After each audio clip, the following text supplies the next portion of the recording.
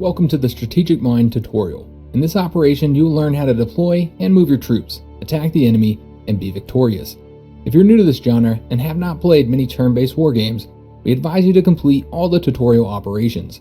You can skip any message by clicking on it with the left mouse button. Units under your command are listed in the Units panel at the bottom of the screen.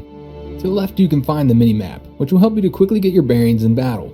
All objects are marked with the corresponding color. Your units are green, allied units are blue, and the enemies are red. In the Units panel at the bottom of the screen, you can see the unit that is currently selected, the tank. Open its unit info screen by clicking on the highlighted button. The unit info screen contains all the key data about the selected unit. Under the unit picture, you can see its strength. Both the unit's health and damage output depend on the strength. The lower the strength, the less damage the unit will deal to the enemy. If the strength reaches 0, the unit is destroyed or forced to retreat. The unit's combat parameters are listed at the top right corner. The higher they are, the better. With the mouse over the combat parameter, you will see a hint with a list of all bonuses and penalties to that parameter at the moment for this unit.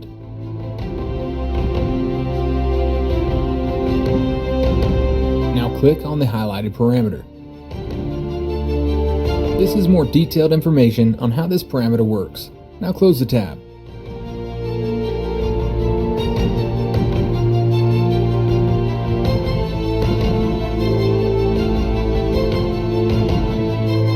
Right under the combat parameters, you can see the unit's equipment panel, and additional equipment that your units can employ in battle. Underneath it, you can see the skills panel. There are a number of passive and active skills unique for every unit class. Infantry has one set of skills, tanks have another, and so forth. When hovering over any skill, you can see a hint explaining how it works. The unit's class is indicated right above its picture. There you can see its model name as well. You can always change a model name to a custom entry by clicking on it. Now close the unit info screen. It is high time for troops deployment. Every operation starts with the deployment phase, during which you deploy your troops. Look at the highlighted hex. It is a deployment hex. You can deploy your units only in these hexes. Deploy your infantry in the highlighted hex by clicking on it with your left mouse button. Now deploy the rest of your troops. Great, now your army is ready to do battle. Click on the End Deploy button to begin the operation. In the top left corner of the screen, you can see a list of your primary and secondary objectives for this operation. Above, you can also see a victory progress bar. This bar indicates how well your troops are doing in the operation. At the top right corner of the screen, you can find the Command Points button. Command Points are used for troop embarkation on air, naval, or train transport, or for the use of headquarters skills. Special abilities giving various tactical advantages to your forces. You can click on it to see the HQ skills available. You will learn more about it in another part of the tutorial.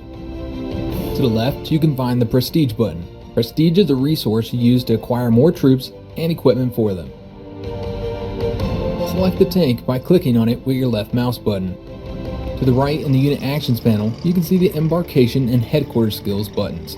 Below you can see the active skills if there are any. In the case of naval units or armored trains, the different parts of the ship or train are also displayed here. The hexes where your unit can move to are highlighted. Now move your tank to the designated hex by clicking on it with the right mouse button.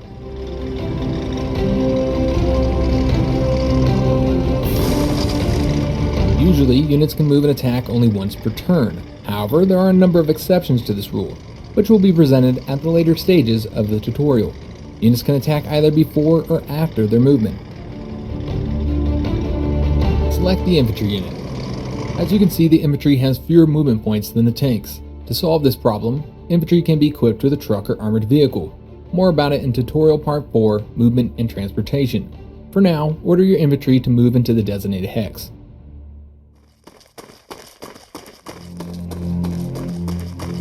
Select the artillery unit and move it to the designated hex.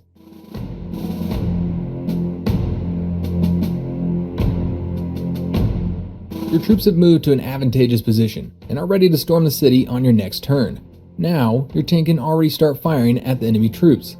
Select the tank unit, move your mouse over the enemy unit, and when you see the cursor change to a target symbol, click on it with the right mouse button. All of your units have finished their turn. Click the End Turn button. Ahead is the city occupied by the enemy troops. Onward! Move your infantry to the designated hex to identify the enemy forces.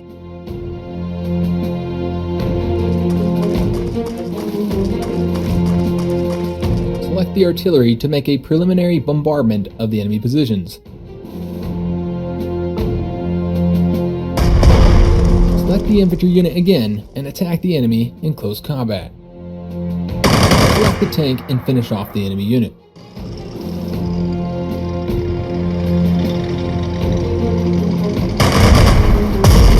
Your troops occupy the victory hex. It is marked with a golden color.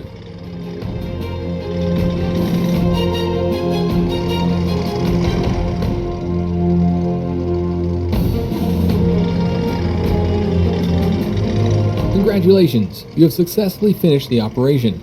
Now you have the victory screen in front of you. It presents a detailed breakdown of the operation. Leftmost column, you can see the information on your victory points and secondary objective completion. In order to get an absolute victory, you have to get 400 victory points. Initially, you have 150 points. You can obtain 100 points for the completion of all secondary objectives, 25 points for capturing all enemy flags, up to 100 points for eliminating enemy units. For clearing all enemy units, you get an additional 25 points. The central column has information about prestige. You can see a detailed breakdown of how much prestige you gained or lost throughout the operation. The rightmost columns have your army statistics, how many of your units were lost and how many enemy units were killed in action. You may have noticed that your result is not the best possible one yet. The reasons are that you have not finished the secondary objective and there are still enemy units left undefeated. To achieve greater results, click the Return to Game button.